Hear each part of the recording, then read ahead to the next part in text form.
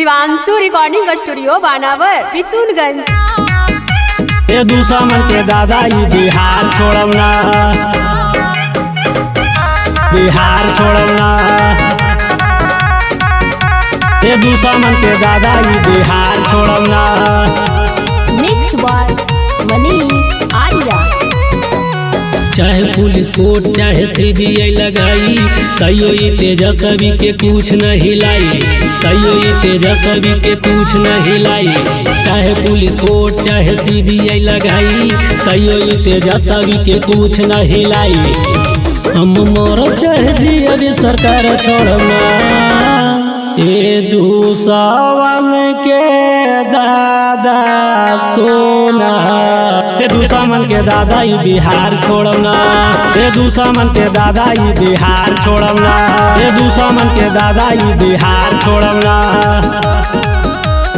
Music by Bihar छोड़ना। ये दुश्मन के दादा ई बिहार छोड़ना। हो तेजस्वी भैया बिहार के शान हो, बिहार खातिर दे दी अपनो जे जान हो, नो जे जान हो। हो तेजस्वी भैया बिहार के शान हो, बिहार खातिर दे दी अपनो जे जान हो। चाहे मोदी नीतीश केतनो सीबीआई लगाई, कहियो ई तेजस्वी के कुछ न हिलाई। हम मरब चाहे जी अभी सरकार छोड़ना। ये दुश्मन के दादा सोना, ये दुश्मन के दादा ई बिहार छोड़ना। ये दुश्मन के दादा ई बिहार छोड़ना। ये दुश्मन के दादा ई बिहार छोड़ना।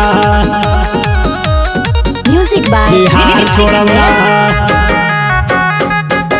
ये दुश्मन के दादा ई बिहार छोड़ना।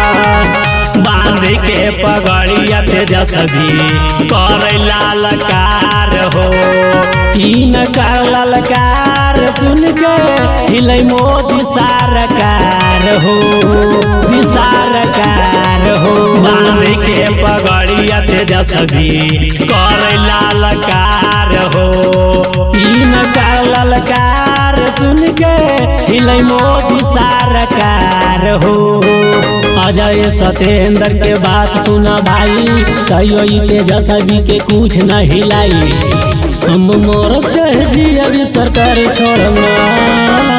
ये दुश्मन के दादा सोना, ये दुश्मन के दादा ई बिहार छोड़ना। ये दुश्मन के दादा ई बिहार छोड़ना। शिवांशु रिकॉर्डिंग स्टूडियो बानावर बिशुनगंज।